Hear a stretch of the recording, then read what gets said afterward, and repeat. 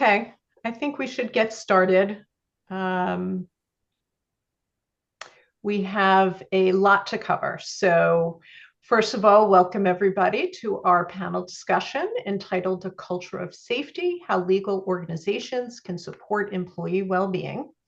We have an amazing panel today, which I will introduce momentarily.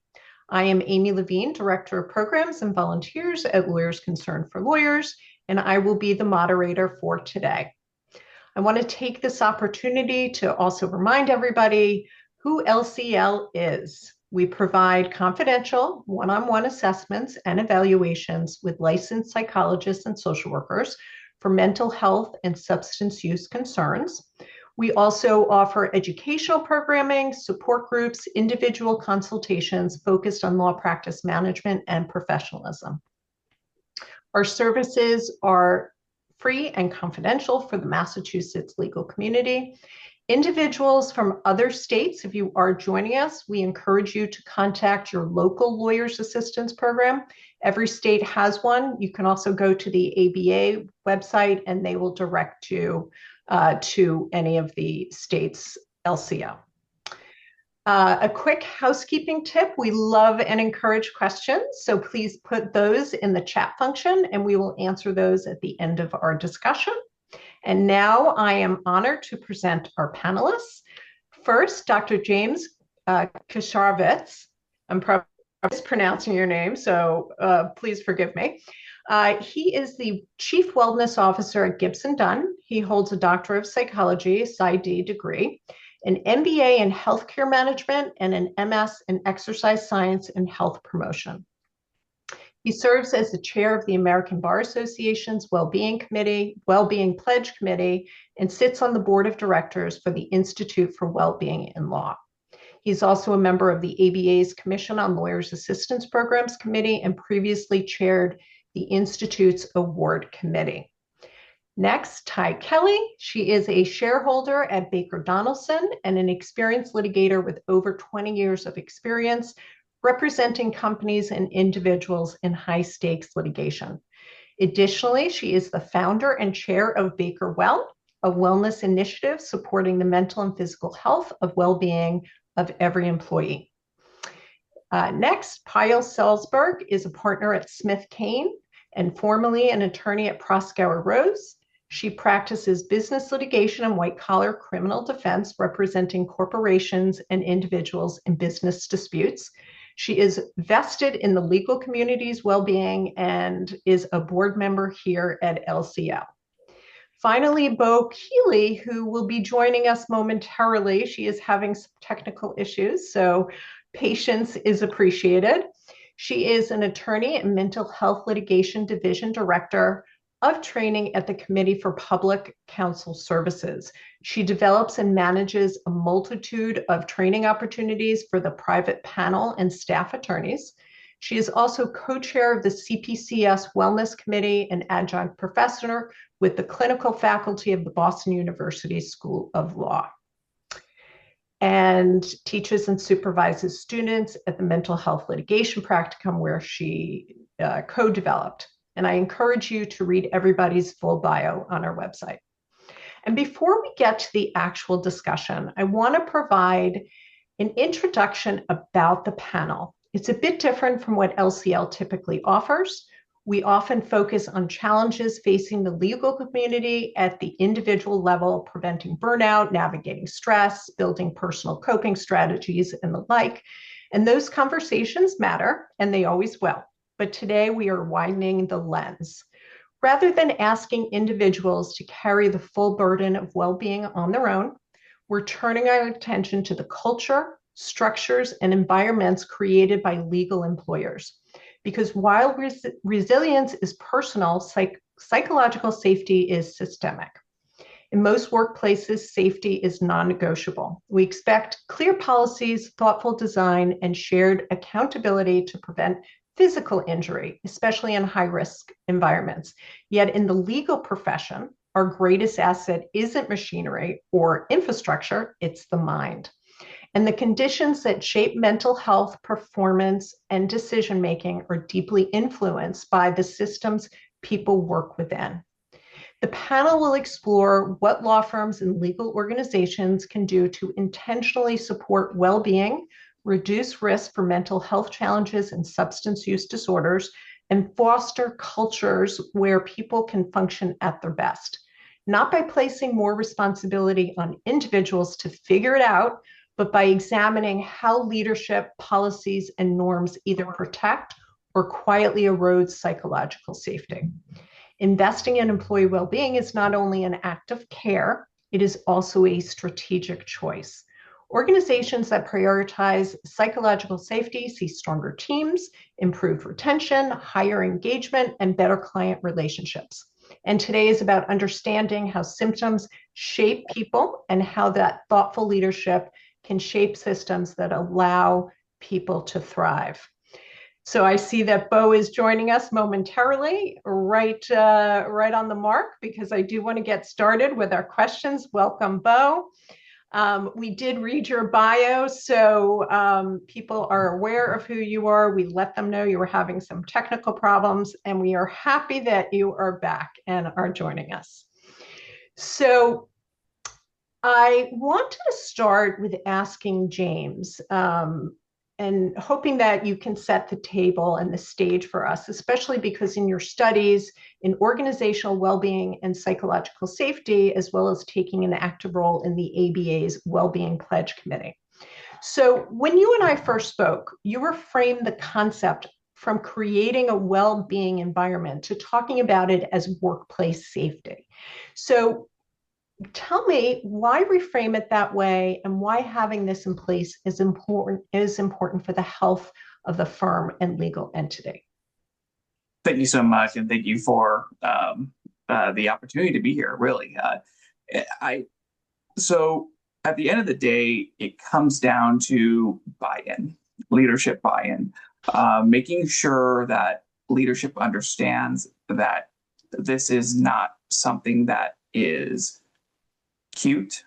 This is not something that is a nice to have, but is essential to the performance of their overall business strategy, as well as what it is that they're trying to accomplish as a company. So if you don't have safety rails in a factory, you are going to have a major hit to your profits. If you don't have the same type of theoretical safety rails in your law firm, you will most certainly have hits to your profits. And I think that, I know that Dr. Amy Edmondson, who has done the foundational work on psychological safety, is often upset when individuals try to coin this phrase around something that is a kumbaya approach to running business. When in actuality, it's quite a bit of accountability. Psychological safety doesn't mean that someone doesn't get fired. Doesn't mean that they aren't disciplined for the mistakes that they make. However, you do take a more scientific approach to the way you look at those mistakes. We put in the chat here, there was a question about, well, how can I have psychological safety but maintain accountability? Well, that is a great question. And it is the number one way that we can improve safety is through looking at what failure looks like in the first place. And this doesn't come from me. This comes from Dr. Amy Edmondson. There are 3 types of failure. There's basic failures, complex failures, and intelligent failures. And when you are having these conversations with individuals and framing it in this way, you're already improving the psychological safety within your business unit. So when we look at how a well-being program should be, how a human sustainability program should be, we really should be looking at evidence-based research and also taking a very, very strong look at what are the needs for the population that we are working with. If we are seeing an increase of anxiety and an increase of unmanaged stress, that is data that's very good to have, but it's it's very broad, right? It's not giving us the whole picture. That's quantitative data rather than qualitative data. We need to go deeper. When did this start? What are the root causes of these? We're not just going to simply say, here is an app, go meditate, and now please bill 2,000 hours. I'll pause there as an introduction. Excellent, excellent. Well, thank you. And I do want to now hear from our other panelists in talking about what prompted your organization to prioritize well-being and mental health within that legal workplace. So, was there a particular moment, challenge, or realization that served as a catalyst? Ty, I'm going to start with you because you are on the top of my screen. Thank you so much, and thanks for the opportunity to be here. So I work at a law firm called Baker Donaldson, and Baker Donaldson sort of coins its values and sort of the pillars that make up the foundation of our firm with the term Baker. So for instance, our development is Baker Talent. Our group, we have Baker Pride, Baker Cares, those things. And for me, it was a mental health crisis that got me thinking about the need for something called Baker Well. And I am lucky enough to be on the board of directors at Baker Donaldson. It is a law firm of about 1,000 employees. And I was able to reach out to our CEO and talk about this idea of how to make sure that we place mental and physical health as really a pillar and a foundation of Baker Donaldson. It helped that we are also in the middle of a strategic growth objective for the firm. So we are working towards pretty big goals and really asking a lot of the people that work at Baker Donaldson. We're all developing and looking for opportunities to be better lawyers and better business people. And it really just felt like the right time to prioritize. Now, look, Baker Donaldson was already doing some incredible things in wellness. It just wasn't clear that it was a priority in such a way that by giving it, its own name really allowed us to start talking about it in a way to eliminate stigma around it being somebody's priority, and for it to be a Baker Donaldson priority. And through that process, we started to formalize the resources that we have, expand the resources that we have. We have now just recently hired a chief people officer who is also certified and where wellness is a priority. And just recently have named one of our benefits persons in our HR department as someone who is entirely focused on our wellness benefits. And so from a difficult moment to an incredible pillar of Baker Donaldson is sort of where we've come, which came all from, the key phrase that James just mentioned, which is leadership buy-in, and an understanding that it's just critical, integral, and must be nothing less than a foundation of what a law firm is built on. Excellent, excellent. And again, as we were discussing earlier, love Baker well, right? I think it's a great phrase. Payal, can you share with us what prompted you? I know you, again, this is an important topic for you, especially you're on the board. Tell us a little bit about what was a catalyst to prioritize. The catalyst for me for lawyer well-being was even before I got to this firm, and I've been with this firm for 10 years. I had a mental health crisis of my own after many years in big law, and so I took a year's break from the practice of law and worked on myself. And then when it was time to go back and work for a different firm, I came to a very small, I went from big law to tiny law. And so we're a very small firm. Over the years, we've varied between 7 to 10 lawyers. And when I came in here, because of my own personal experience, I decided that that was going to be something that's important for me, not just to work for myself, but also to recognize that others around me might also be going through the same thing.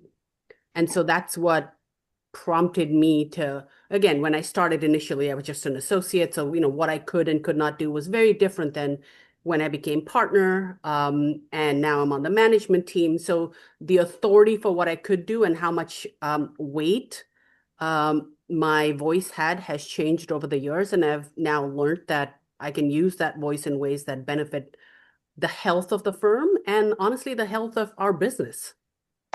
Yes, yes. Thank you. Thank you for that. But we're excited that you returned.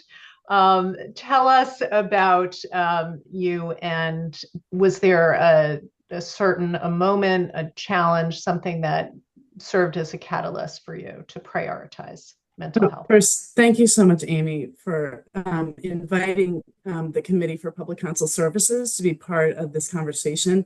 And I'm so happy to be here representing our Wellness Committee. So I'm one of the co-chairs of our Wellness Committee for the agency, which has existed since 2017. So I would say there is not one thing that was a catalyst for making wellness a priority for our agency. It is something that is just critical for our attorneys and our staff, our private counsel, to be able to sustain themselves in public defender work, to be able to be competent and effective in the work that we do, which is challenging and rewarding and incredibly emotional. We have to focus on our well-being. And so our senior management knows that, has prioritized wellness in creating this committee, which is comprised of representatives across all divisions of our agency. And our agency is now the largest public defender agency in the country. It's over 1,100 attorneys. Because recently, as you may have read about in Boston, in Massachusetts, we have been asked to hire 400 or almost 400 new attorneys. So we want to train our attorneys to be excellent advocates, trauma informed, and client centered. And they can only do that if they're able to be intentional about their wellness from the beginning. And so the Wellness Committee, in collaboration with our HR department, have been very mindful about how we can support our staff and our private counsel. We do a lot of outreach to find out what they need to be able to support them, provide the resources, and if they don't exist, create them, collaborate with others like LCL and the SJC Standing Committee on Wellness to create programs, and also to make sure that policies are developed that are mindful and equitable for all of our staff and for our private counsel. So thank you again for having me. I'm so sorry that I was late in connecting, but that's the love and the hate relationship with remote remote training and programs. Well, we're happy that you made it, and one of the reasons why I asked you to join, because I know how hard CPCS is working, and I know how hard you're working, because we do a lot of the trainings and speaking engagements, and I know you're dedicated to that. So again, kudos to you, and I know that you're working hard on that. So let's get into some specifics. So tell us, what is your organization doing to support this? Tell me about some of the key initiatives your organization has implemented, and what approaches have been most effective in fostering that culture of care. Payal, maybe we'll start with you on this one.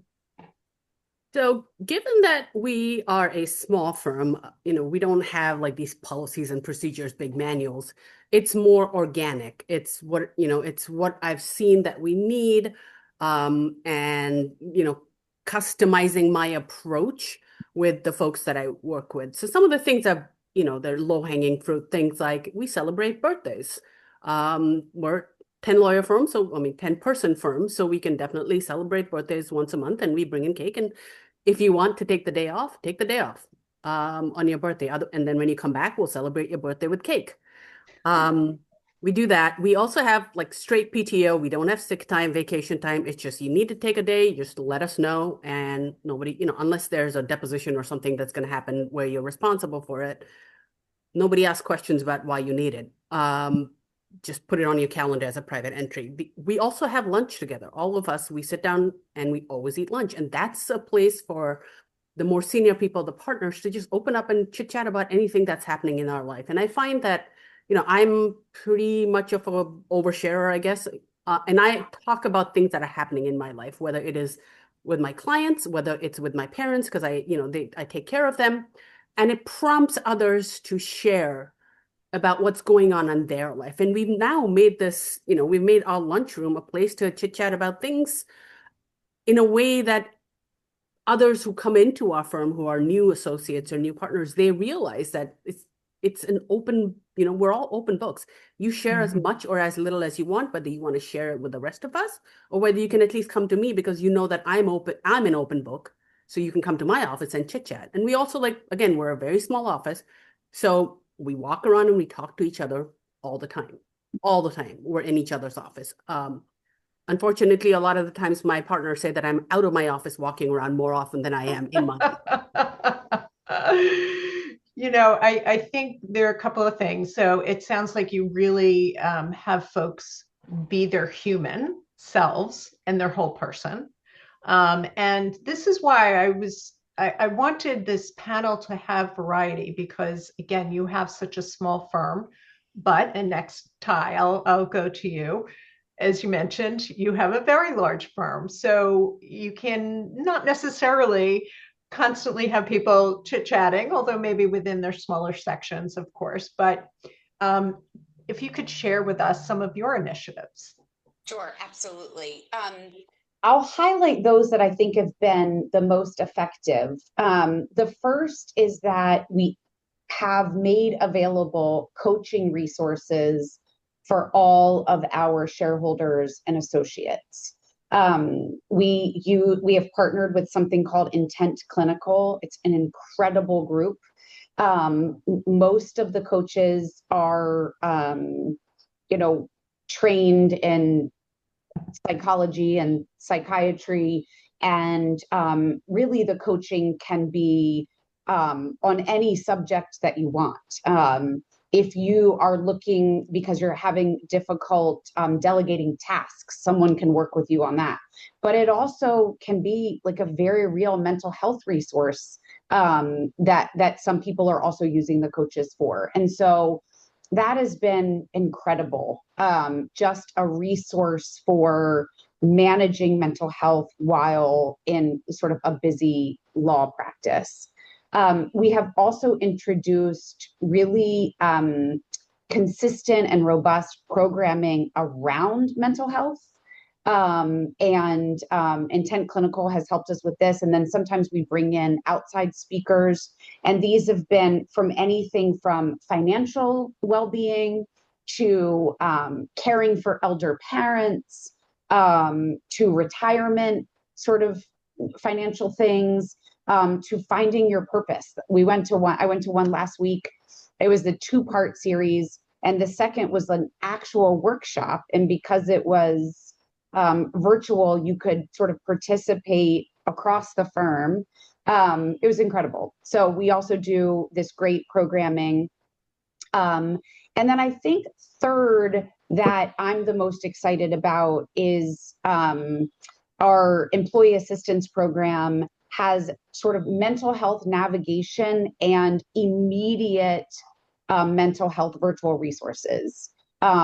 I think there's nothing harder or one of the most difficult things is maybe a family member having a mental health crisis and the expectations to continue to be there for your clients and bill your hours and build your book, and to figure out how to help someone else. Our employee assistance program, our mental health resources are available to all family members. And so we just really have all the things I like to say to meet people where they are. If you're in crisis, we've got you. If you want to have the best year of your life, we've got you. And if you're in a difficult season because you have parents who are aging or something else that you're dealing with, we've got you there too. And so those are ones that really come to mind that I think have been the most effective. So a couple of things that struck me is that I just learned about Intent Clinical, and I had a conversation with somebody there. They are amazing. And so Intent Clinical, if you were out there, you are getting your props and a shout out. Definitely some amazing work. And the other thing that you had mentioned is the financial education and support. And what we talk about at LCL is one of the pillars of well-being and mental health is financial security. And as we know, if you're struggling financially, it affects you clearly in a number of different ways. And so, especially if you're in debt, these are things that cause a lot of distress. So that is a great resource to be able to educate people on and help them get out of debt. And I'll just self-promotion, we did do a webinar for busy lawyers where a woman from a big law firm became a money coach, and she actually did a presentation for us on how to get out of debt. So I would encourage folks to go to our digital library. And enough about that. It is, again, for the panelists, but you mentioned that. Bo, how about you? What is CPCS implemented? So first, I wanted to add to what Ty was just sharing, because I think when we think about, and what you just said, when you think about well-being and wellness, there are all dimensions of wellness, and we often focus on physical and mental, emotional, but you need to focus on financial and career and environmental. I mean, there are 8 dimensions. We talk about them when we onboard our attorneys. So one of the things that I think is, as I mentioned, something that we're very intentional about is in the beginning, because I think when we discussed this program and we were all meeting and talking, this is not talked about when we became attorneys or when we started doing this work.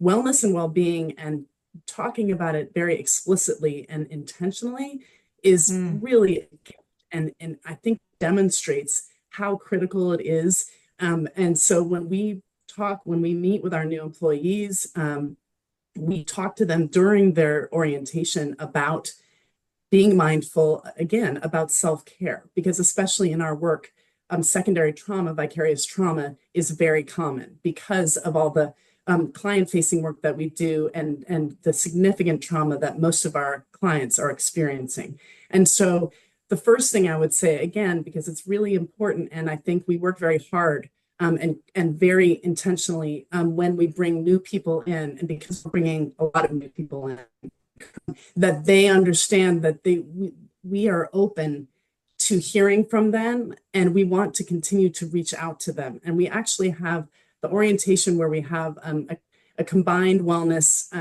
segment that HR and the wellness committee provide. And then we do a bring back. So we bring them back a few months later and ask them, how are you? What are you going through? What are some difficult things that are happening? How are you being challenged? What can we do to support you? And so a really big part of what we do, and what I think is something that we have continued to grow and continue to focus on, is that back and forth in terms of communication. And you shared with us some takeaways that people hope to take from today's program. And one thing that I would say is communication is critical from the senior management, whether you have a small firm or a large organization, people feeling valued and heard and validated by people in management is so critical. And I can say from our agency's perspective, that's something we focus a lot on and our committee talks about a lot. So I think we are a work in progress. There is always more to be done to make sure that we're meeting people where they are and helping people to meet their goals and to feel healthy and sustained in this work. But I would say that our specific initiatives in doing that are, the committee actually provides mindfulness programming during, court recess, so people can take advantage of that remotely. We do regional chats around the state to find out what people in Western Mass need. what people in the North need, everywhere. So it's not just Boston centric. And then we bring them those resources. So we ask them, what do you need and how can we help you? What can we do to help you in your practice? And it can be something financial. It can be something where they need resources about their retirement. It can be something about their actual office, the reality of their office and some of the language and the respectfulness that may be lacking, and how we can support them in that way. So what we're doing is trying to connect with our staff and our private counsel throughout the state. And then we do create those programs that you and I have worked on together. And we've worked on with other agencies when we see these issues that come up. So one of the things that also has been asked about is living in our current community and our current culture. How do we sustain ourselves? And we were very anxious about that as a committee. And so we developed a program with LCL on those issues to give people tools to be able to be mindful, to be able to have practices, to be able to sustain themselves, and concrete tools. So I kind of talked about it a lot, and the HR department also is very intentional to provide wellness initiatives every month. They have a different theme. So they focus on different parts of wellness. So some of it is financial, some of it is career, some of it is emotional, some of it is mental health specific. And those calendars are posted. And then they, again, about communication, wanting to make sure people are aware of the benefits that are available to them. Because we don't often, like you talked about, Pyle, about taking vacation or taking a day when you need it. Our staff needs to understand that that's something that they may need to do for their wellness, and they need to take care of their family, and they need to do that to be effective for their clients, because it always comes back to representing our clients. So there's not just one thing, and I'm sorry I sort of took up a lot of space here, but I wanted to say that it's a lot about communication, and it needs to be transparency with the senior management to show that we appreciate and value our staff and our private counsel, who are part of our community. So Bo, thank you for that. A couple of things that struck me is, again, when you're onboarding new employees, you're setting the stage, right? You're letting them know, you're communicating right from the start. This is important. The other thing that struck me was that you ask people, what do you need, right? Sometimes we can assume or think we know what people need, but sometimes you need to ask them because everybody's going to be a little bit different. So again, those were a couple of things. You said quite a number of important points, but those were a couple of the things that stood out to me and struck me. Is there, and James, I do have a question for you, but I do want to ask from those initiatives, things like that, how have you measured the success? Is there a way of doing it? To know, okay, are our programs working? Maybe it's turnover, maybe it's absenteeism, anything like that. Again, that might be a harder thing to measure. That's a wonderful question. First of all, I'd like to say that everything that was put forward as initiatives is so important. It's right on the money. Great way to treat the problems that we have right now as is. Really, really, really important. I do see a question here in the Q&A about psychological safety again, right? Root cause, getting back to the root cause. Now, how do we quantify? Well, think of the Great Resignation. Think of the big Google walkout. When it comes to behavioral science, highly employable individuals are always going to be the hardest to retain. However, individuals that feel valued will often take pay cuts. Not saying that we need to give pay cuts. Will stay where they are because they understand that meaningful work is better for their health and well-being. This is so important. But how do we get there? a lot of times the well-being movement, the human sustainability movement, focuses too much on the individual. This is what you can do. This is what you can do. It's almost like victim blaming, right? Oh, you're stressed, right? So I'm Middle Eastern, and anything that ever happens to me at all, my dad always says, "Well, what did you do?" Like, what do you mean? Just this time last year, I was in the hospital for an ischemic attack. What did you do? Nothing. So that's what it feels like, and that's what I really started thinking about with my research and a lot of the initiatives that I was putting forward was how can we make sure that we're not making individuals hide because they're constantly being blamed for the challenges that they have. And one way to do this is to start at the top. And also to look at what the work has already been done. It amazes me how many individuals don't understand that there are ABA rules of compliance and ethics where legal employers have an obligation to take care of the well-being of their team. And part of that is to know the signs and symptoms of a mental health challenge, because it's an ethical obligation when you're serving a client. Well, how could you possibly know unless you've ever done mental health first aid training? So I take this approach. We've had over 700 attorneys take mental health first aid at my employer alone. I've shared this with my colleagues, and they have done an amazing job at implementing mental health first aid at their firms or their legal employers as well. And it's not something that is because it's great to have. It's something that you have to do. It's in your ABA rules. Yes. So what ends up happening? You start to have a situation, much like if you're taking a CPR class, you start to see the world differently. If you've ever taken a CPR class, you start to notice where an AED machine is in the airport. You just see the world differently. If you take mental health first aid, you start to see the world differently. So how do you quantify this? Through qualitative data.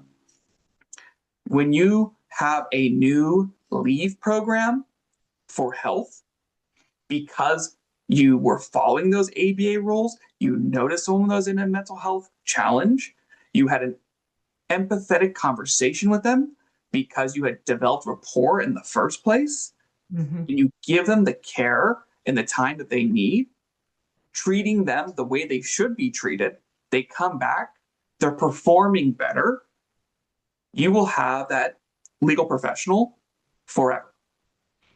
And you will have them at the height of their abilities. That's the type of qualitative data that you want.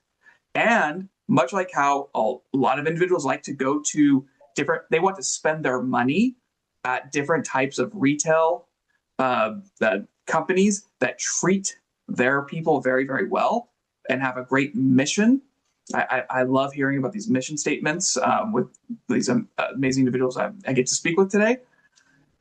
You as a client will continue to go back to that firm constantly. You say, it doesn't matter what I have to pay. I know that these are well-treated athletes that are going to be able to perform extremely well, and that my money is going to something that is ethical. Yeah. As well.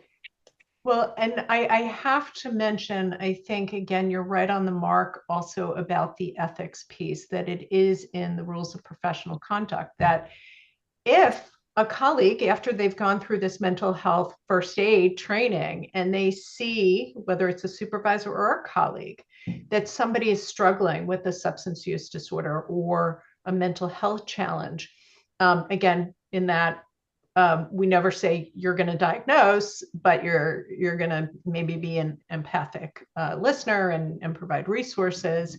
But if that person is then interacting with a client, and that mental health challenge or cognitive decline affects that interaction, or they miss a court date for these reasons, that's a problem. That's an ethical issue as well.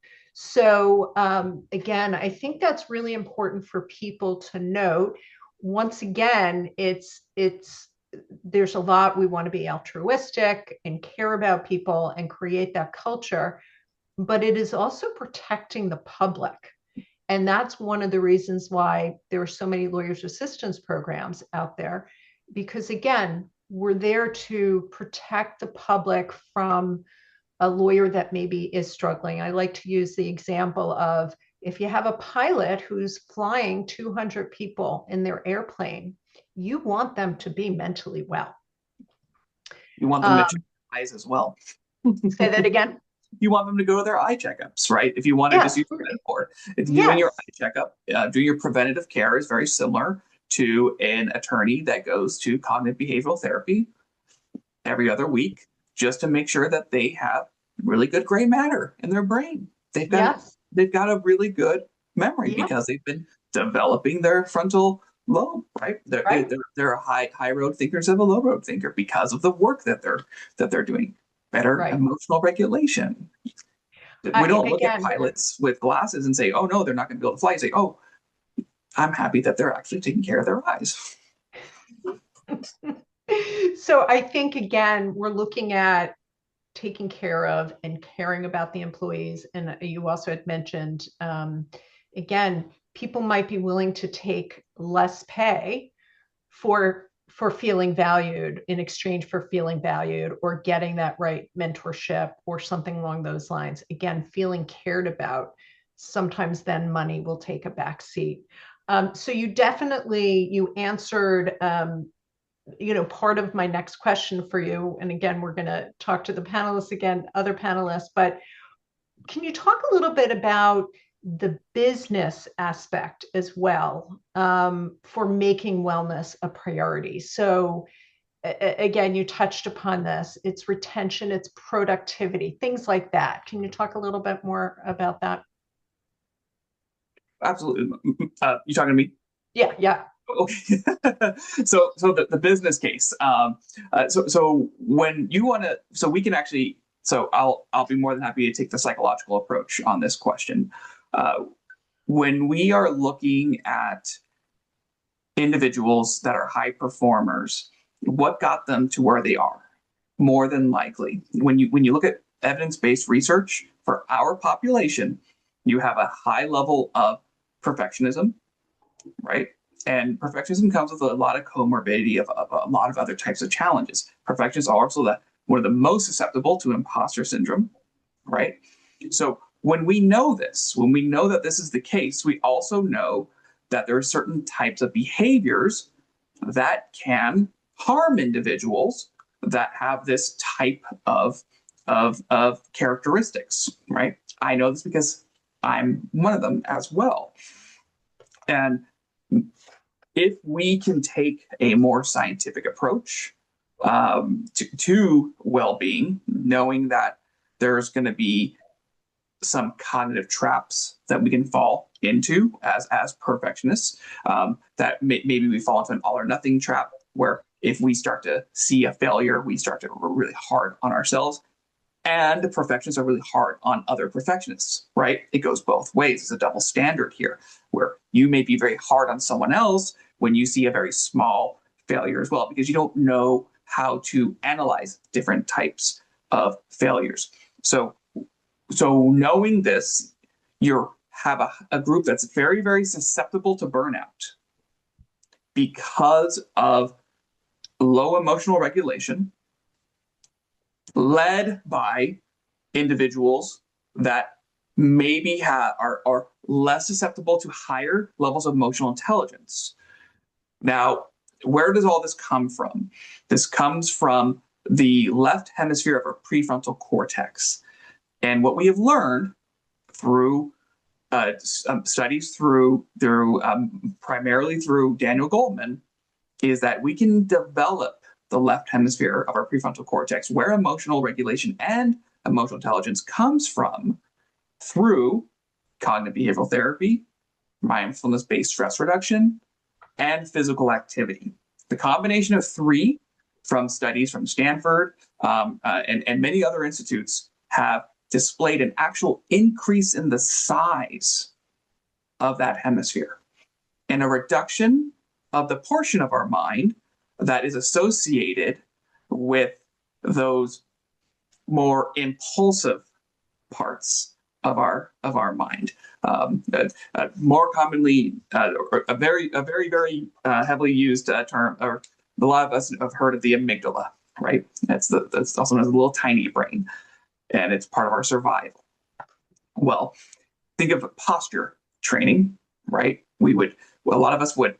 When I say that, I know everyone in the audience right now probably pulled their shoulders back. A lot of times, what we can do, what we've learned through actual MRI, is having a preventative measure and even a reactive measure of incorporating positive psychology through cognitive behavioral therapy, that mindfulness-based stress reduction, as well as physical activity to improve the way that an individual can manage stress and process information, and most importantly, see the different emotions around them. Martin Seligman himself said that the group that would benefit the most from having higher emotional intelligence are litigators. It would be a competitive edge.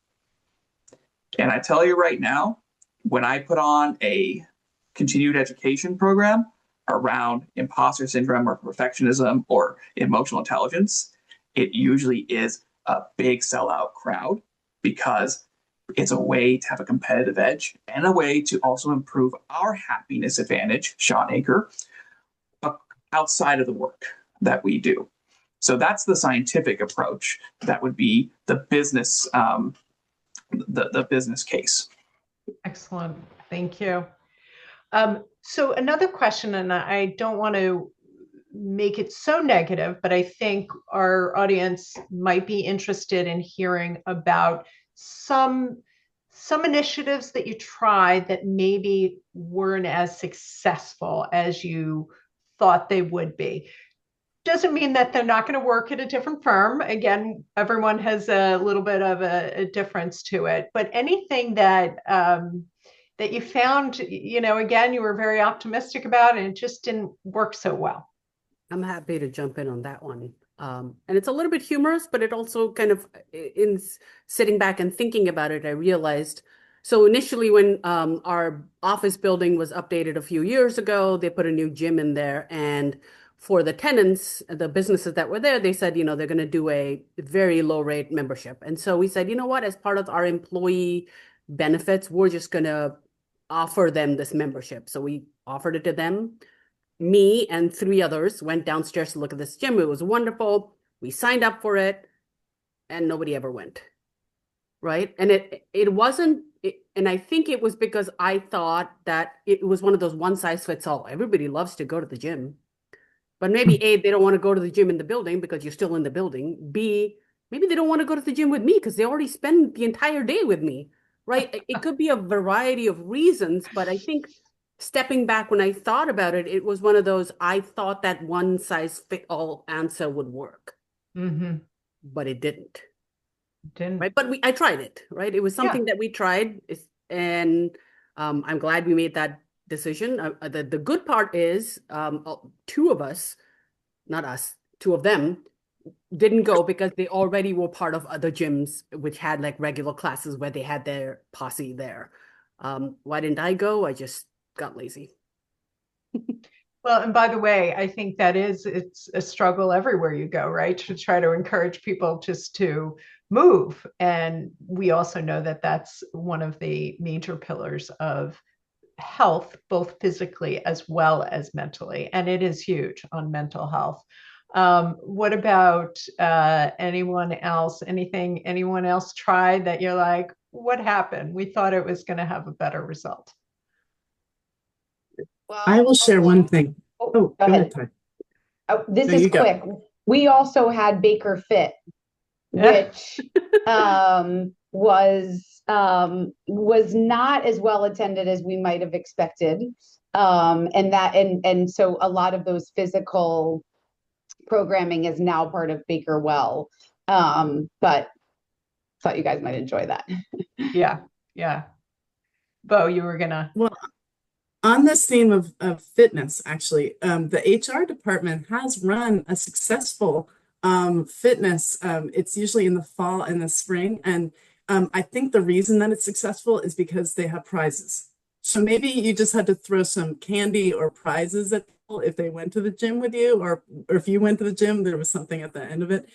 So that has been, HR has been very happy about that. I was going to share that one of the programs that we did with you, Amy, was the program that I mentioned, trying to address people's feelings of powerlessness and anxiety living in the current culture. And really, this was driven by immigration for immigration attorneys, feeling very nervous and anxious for their clients and not knowing how to sort of straddle being able to advocate for them and not obstructing justice, which, it's very complicated. But that program, we had a wonderful time, and it looks like everyone's frozen. So, okay, now you're back. It's my connection again. That program, we worked with both Dr. Fortgang and Dr. Myers, and it was wonderful.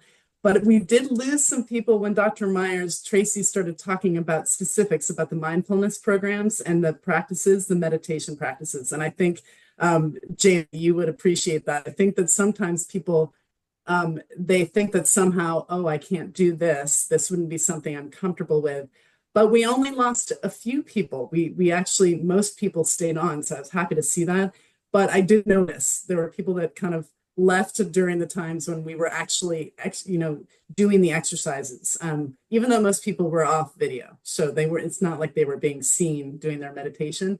But I think, and there were all different types of mindfulness practices that Tracy shared with us that were wonderful. But I think that there's still a little bit of hesitancy and reluctance to take the time. People think they can't meditate, or some kind of mindfulness practice is not something that they think is something that they can aspire to, or something that they can fully engage with. So that's something that I hope people will continue to give a chance, because I know how helpful it can be. Bo, it just reminded me two things. We did a presentation on, because, right, not everybody likes mindfulness. They struggle with it at times. I've struggled with it. I know, again, scientific research shows the positive effects. So we did a presentation, a panel discussion on alternatives. And so what we talked about, we had a professor from Harvard talk about music and how that can really help with stress reduction, boosting mood, and specifically communal music experience. So there's something really interesting about that. And then we also talked about humor. And that is also another great stress reduction. So again, however, I don't know how you would incorporate it into the firm, and I would leave other people to think of that. But studies show scientifically, and James, you might know more about this, about how humor really does affect your mood and how you feel. And then we also did, part of it was on emotional freedom techniques. But again, mindfulness might not be right for everybody. And then I'm also going to, and I'm so sorry for my self-promotion, shameless self-promotion. We did do a webinar for busy lawyers on changing habits. And, people talked about that physical, going to the gym. It is one of the, I think, toughest things. And again, one of the most important things to do. And so if people want to visit that webinar that Dr. Sean Healy did, that hopefully it can help with changing habits, and one of those, maybe making that effort to move, right? We don't have to call it exercise. It's just moving. So anyway, Yeah. I think, James, you were going to say something. Yeah. Yeah, I don't know why you assume that I have a passion for music, but no, of course I have a passion. Yes. I don't think what the programming is ever the problem. It's the way you communicate it and timing of communication and understanding the barriers of your population. If you know what the barriers of your population are and you acknowledge those so that an individual does feel like they are being seen. If you want to really piss off someone busy and that is overworked and feeling burnt out, that is, which by the way, burnout, a major sign of burnout is cynicism, right? If you really want to piss them off, send them a newsletter about the importance of sleep when they have not been able to sleep for 3 days because they have been working on a hard case. Now, if you really, really want to do the opposite, send a study on the challenges of sleep during times of high stress and acknowledge all of the risk factors and the barriers that this individual is facing, because now they feel heard. This is honestly just active listening skills being used in programming. In active listening skills, we talk about making sure that someone feels heard, that they feel understood, and that they've been acknowledged, right? And if we don't do that, none of our programming matters. And I'm actually going to be writing a very, very short article that I'll be posting on LinkedIn at the end of this week on the importance of exercise for depression, with my own vulnerability in it, talking about my challenges of exercising while I'm depressed. And that is so much, I feel like that is so much more helpful than saying, hey, you know, if you exercise, you're going to feel better. It's like, thank you. Do you know anything about depression? Because when you're depressed, you feel like you can't get out of bed. You can't move. But if you feel like you've been acknowledged, you feel that you've been heard, and you see that, okay, so like you're not going to shut off right away. So any types of programs that have failed, it's usually because of the way that we failed. It's not that the program failed. We failed as administrators of putting out the information the correct way. That's really what it comes down to. That's again, such an interesting point. Again, Bo had also mentioned the communication and how important that is. I do see the good news is we have lots of questions coming in. And I do want to get to those very shortly. Right before we do, I want to find out, again, going back to everybody, based on what you've learned. Again, James, you've shared clearly what you've learned. What advice would you offer to other legal organizations to build or strengthen their well-being strategies? Again, what I love is we're talking to people who come from large firms, so maybe there's a little more money that can be spent. Small firms, CPCS, nonprofit. Bo, let's start with you. Any advice that you would offer? So I feel like I did touch on this a little bit, because I do feel that what has been helpful in terms of growing our programming, our wellness initiatives, and our prioritizing of wellness and well-being for our staff and our private panel is, again, what James, what we've been talking about. And it's not a minor issue. If you value and appreciate, show that, not just in words, but in actions. Create policies that are equitable. You create community events that are inclusive. So the senior management is modeling that well-being and wellness. There was a question that I think we'll get to, but when you see people in management taking vacation, yes, management boundaries their work and personal lives, and showing that they value. And it's hard in the public defender culture, and that's been something that we've been sort of always, there's a tension where people expect the public defenders work 24/7, and that isn't healthy. It looks like I may be breaking up. So I think for me, the biggest advice is modeling that well-being and wellness in the management, showing people that that's something they value, and valuing people by asking people what they need. And, as many of my panelists have said, meeting people where they are. What are the issues that will help them feel whole? And they aren't just, there's so many different dimensions of that. And so that communication, transparent communication and appreciation and valuing of people it's really significant and critical to keep people. Yeah, great points. Ty, what about you?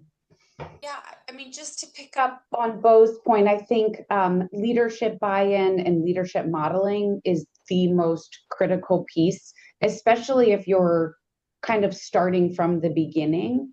I think this panel has really illustrated that there isn't a one size fits all, in that you really have to make sure that you understand the size of your organization, the needs of your organization. We did a pretty big survey of our employees to get a sense of where are the gaps? What do people need? What are they expecting that we're not delivering? And we've been doing that consistently to check on ourselves, to see, are we doing the right things? Earlier I was talking about coaching and how effective that's been. Our utilization rate is very, very high for coaching and law firms, but it's only about 20%. That means 4 out of 5 lawyers aren't using this resource. And so figuring out what is the barrier to that, I think one is stigma. And so we have a lot of individuals in leadership talking about, how am I using my coach? And where has it gotten me? And that's been really helpful. And then a much harder barrier that we could probably do a whole separate panel on, the billable hour and how it's like the killer of well-being. Along the lines of James was saying, it's really hard to encourage folks, like, take the time out to go to coaching when there's, just sort of always this pressure to bill hours. And so, that's something that we want to work on, and a challenge that we need to think through. But leadership buy-in, eliminating stigma, just opening the conversation in a way that makes people feel comfortable going to someone else and asking questions and those sorts of things. Again, I think you mentioned something that we haven't talked about yet, is the stigma, right, of coming forward and maybe asking for mental health leave or something along those lines. And so one of the pieces you also mentioned was that having the leadership talk about it. And we know from studies that we're talking about roughly 40% of lawyers have some type of hazardous drinking use. And so you're bound to have leadership that have these issues. And so it's encouraging them to be an example and talk about it. And I think that's one of the biggest ways of reducing stigma. So I'm glad you mentioned that. Pyle, how about you? So I wanted to just quickly make a point, Ty, you brought up, right? It's a buy-in. And from my big firm days, I remember that when associates used to do pro bono work, they got billable credit for it. That counted towards their yearly goals, right? Because pro bono was so important to the firm that even if you were not making money off of it, it was an important thing that the firm had decided that the associates would do, and they would get credit for it. We need to treat well-being hours that the associates are spending like that. If you say, okay, you got 10, 50 hours, whatever that number is, you need to give them credit for it so that they feel that, right? I mean, the reality is associates want credit for the things that they do. And if it's investing in themselves that gets credit, then so be it. Because pro bono, you're investing in somebody else and you're giving them credit. So why not give them credit for investing in themselves and making sure that you have a healthy, well firm? The second thing, going back to the original question, Amy, was, you know, small firm, we don't have all the money in the world, we don't have all the resources. So what you mentioned that I'm on the LCL board, I'm also on the SJC's Wellbeing Committee. I've got like a pre-paid, you know, free board of advisors. If I need something, I will go to Amy, I will go to Stacy, I will go to the folks who specialize in this and can give me the advice for what I should do for free. My dues are already paying for it, so might as well use the resources that are there. And then second, I don't shoulder the entire on my burden on myself. The managing partner, Matt Kane of the firm, he is involved in the BBA's managing partner group. He goes every month to the managing partners group meetings, and they talk about what's happening in their firms. They talk about what the initiatives they're dealing, what works, what doesn't work. Small firm, mid-sized, big firms. So we're out there. There's so many resources that you don't have to spend money on to learn what's working and what we can do for ourselves. So, you know, that's another plug for Amy and the great work that LCL does. Well, thank you for that. And it is true. Again, our services are free, and we are more than happy to help out.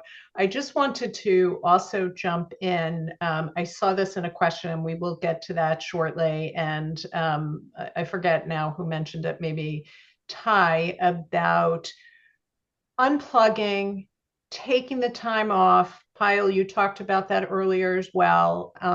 And one of the firms created, you talk about giving credit for billable hours. One firm said, we're going to give you credit of 40 billable hours to take a full week vacation, completely unplug, and they created a buddy system.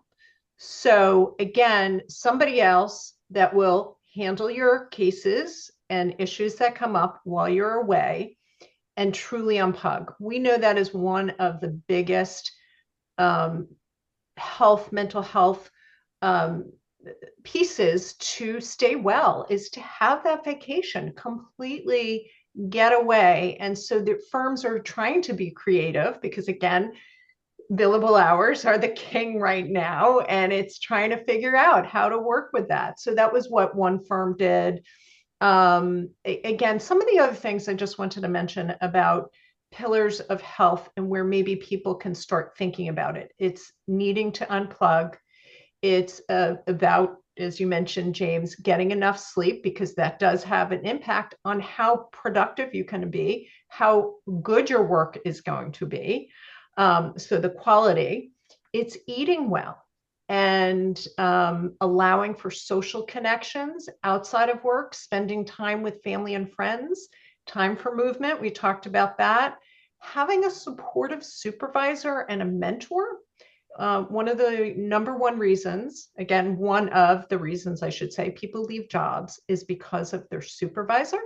So having a supervisor who is not supportive can cause a lot of emotional distress. And then also having the supervisor provide feedback, because sometimes people want to avoid any conflict if the feedback isn't going to be positive. So maybe they don't say anything at all. It's actually kinder to provide feedback and to help somebody in that regard. And then also maybe offering events that don't focus so much on alcohol consumption. So things like family days. One of the firms I know recently had people provide services for a charity and help build beds for kids. And so it was one, getting out of the workplace. I don't know if they got billable credit for that. But again, it was an event that didn't revolve around alcohol. So again, I'm going to throw out a few ideas that other firms have said, offering time to unplug. Again, as I mentioned, also offering healthier snacks like fruit and nuts versus high sugar. And James, I don't know if you agree with this, but sugar does increase the brain fog and fatigue and disrupt sleep. So all these things that we're talking about when we talk about productivity and feeling well, sugar impacts that. We've done some programs on nutrition as well. Career coaching. Again, Ty, you mentioned having Intent Clinical, doing a lot of coaching for people. Training supervisors and mentors how to be better at delivering feedback. and creating events again on helping charities. One of the things, James, you had mentioned was the mental health first aid. So being able to identify mental health or substance use disorders in employer colleagues. And our clinicians actually do also do a free national first aid mental health.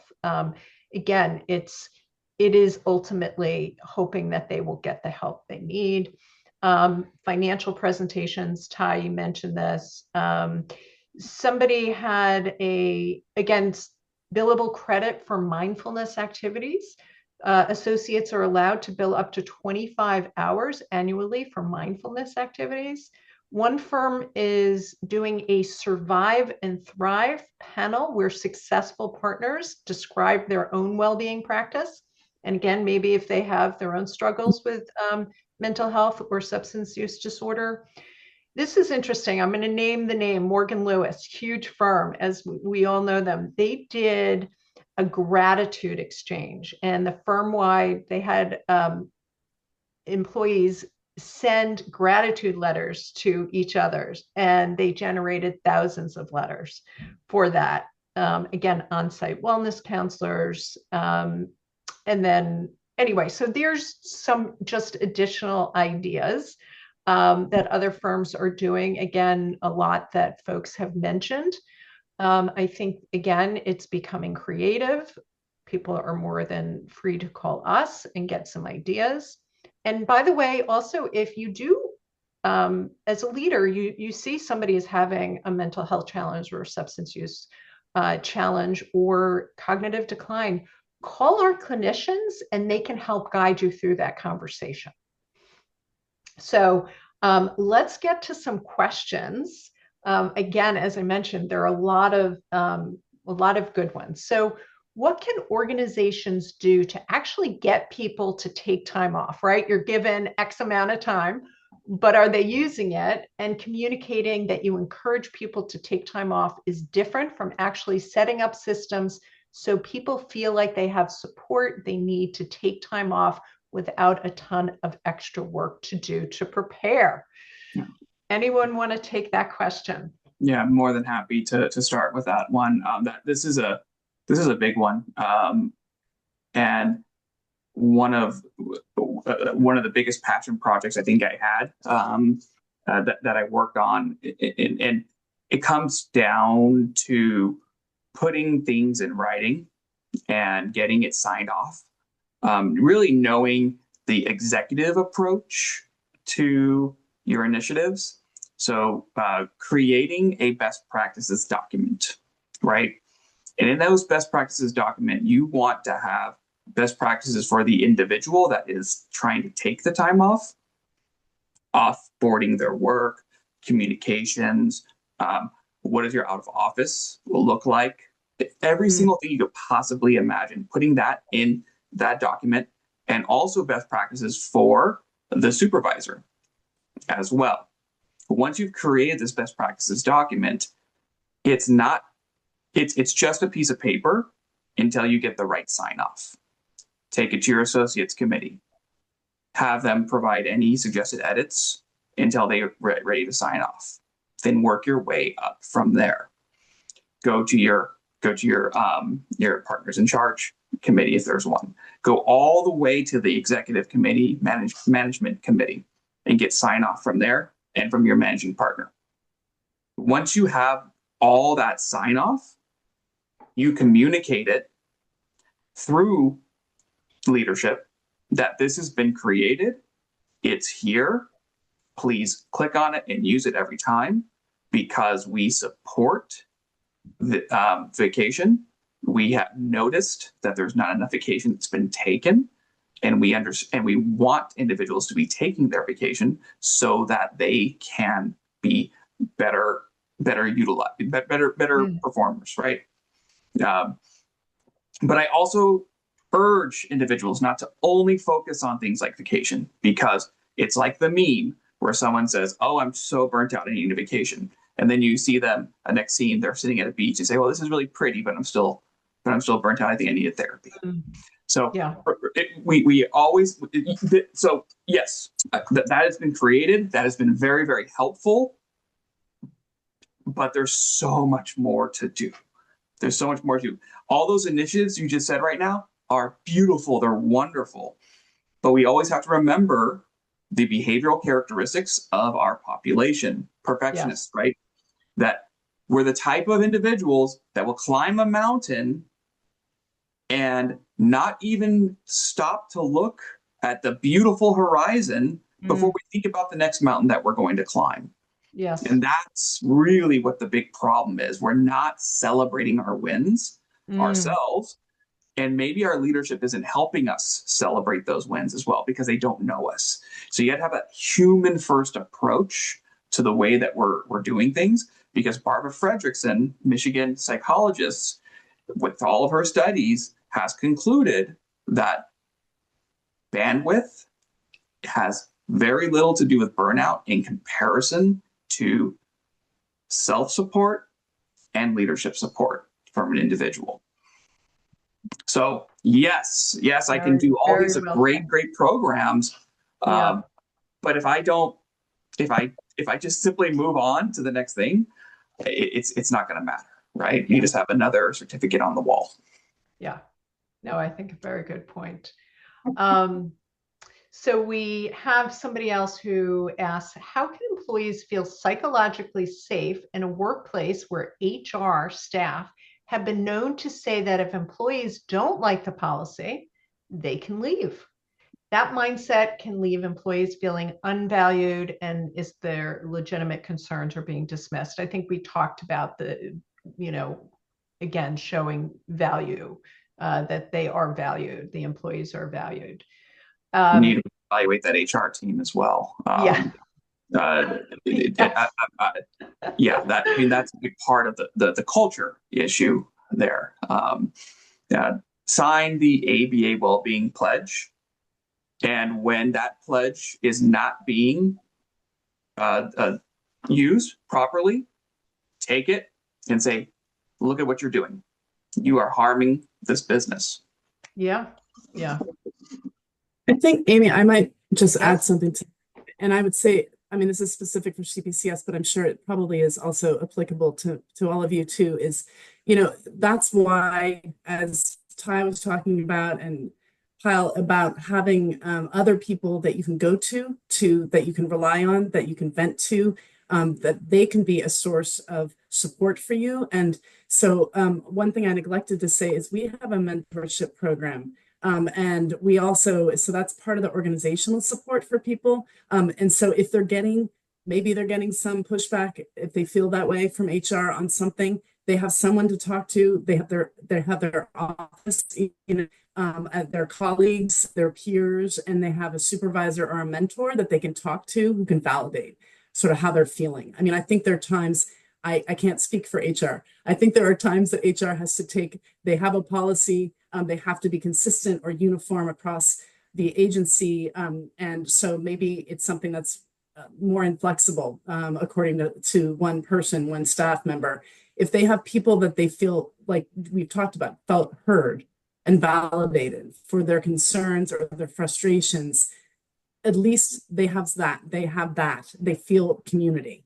And so even if there's not something that can be changed with that policy that day, hopefully they'll come to the wellness committee and we'll try to advocate for them. But also they have someone that they can talk to, because there are realities in large firms, even in small firms, where policies have to be created. And like James talked about, there are regulations, there are ABA, regulations. So perhaps there's something that can't be changed, but you have other people who can create that community for you as a resource.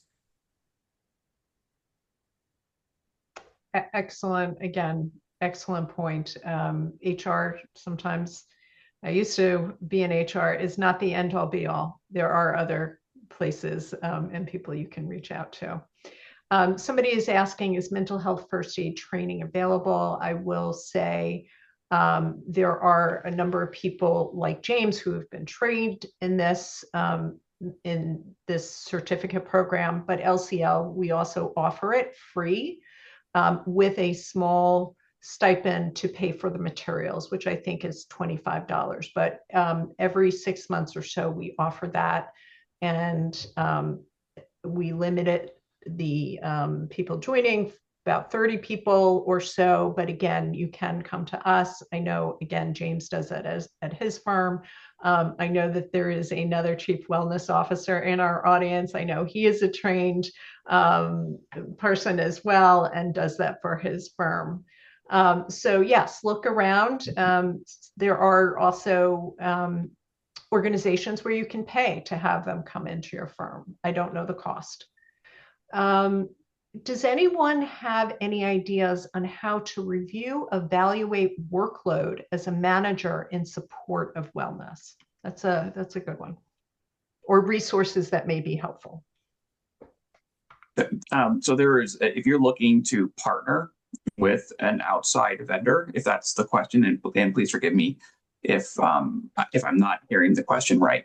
If you're looking for an outside vendor to help with this type of work, we have found that data from Unmind has been extremely helpful when it comes to all of this type of qualitative and quantitative data on how the various programming is working. It's so much more than that, of course. If you're interested in learning more about Unmind, I highly recommend talking to one of their individuals, because they do training on how to have well-being champions in your organization. It goes much deeper than that too, in terms of depression, and they have a HIPAA compliant AI called Nova that can help quite a bit as well with individuals, especially if stigma is a challenge. So we've used Unmind quite a bit for a lot of our data. Excellent, thank you. So let's see, somebody asked, best practices doc is genius, actually. My supervisor had me Zoom from vacation to explain the details of a meeting I had. I was not pleased. Could you share that article? Oh, I think, James, you answered that. Could you share that article mentioned about bandwidth and burnout? Yes, and the author is Barbara Fredrickson, Dr. Barbara Fredrickson. I shared it in the answer, so if anyone else would like to see that article, please go in there. And I'll put another one in the chat, but I think that my chat, or the chats that I've been putting in, have only been going to the hosts. If we could possibly forward those to everyone. Yeah, so I am going to do this. I will see if we could. I'm going to have to, I think, copy and paste to make sure that it goes out to everybody. Apologies for that. So bear with me for just a moment. Let's see if I could do this. Or when the video recording goes out to the folks who are registered, just copy paste these as resources that we shared. Yes, yes. Easy. I think that's a great idea. Thank you. Somebody is also asking, and this is going to be a little bit of a longer question. I recognize we have 4 minutes. Let's see. Can the panel comment on this? They have a client in a divorce case, and it is a huge amount of attorney hours needed for this case. The client has gone into debt and has multiple children and is going through a very difficult time. The client has no more money to pay for attorney hours. A shrewd businessman takes a cold look at the facts and the bottom line, and in this case, the attorney, as the business person, would withdraw representation without regret. But the client has paid thousands already, and I know what needs to be done in the case. The attorney, as a compassionate person, is not going to withdraw from this case. The client has promised to pay installments. I struggle with this. Any comments on that? It's a very specific situation. You don't want my answer because I'm a bleeding heart and I'm not an attorney. I feel like the answer is in the question, right? Like,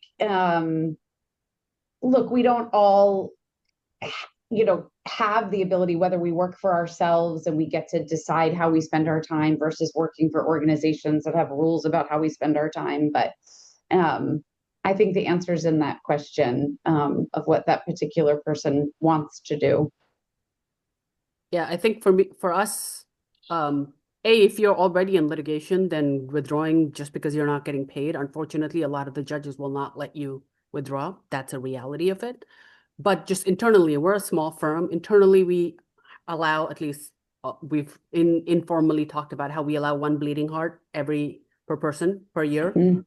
One And per you get year. to choose what that bleeding heart case is, right? And so instead of pro bono, it's like low bono. So yeah, you get to do if you've made a certain amount of money off of the case already, and then the rest of it is basically you're for free, I suppose, again, that's if it's important to us as a small firm person, then go ahead. We have one bleeding heart per case, per year, per person.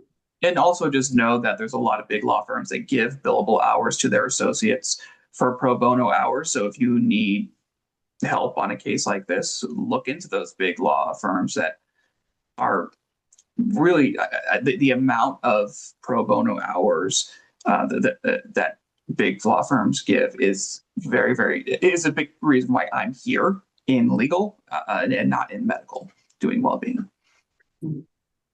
Somebody also asked to say more about calling the clinicians that we mentioned for support. So LCL has 4 clinicians. I think this is what they might be referring to, and please, anybody correct me.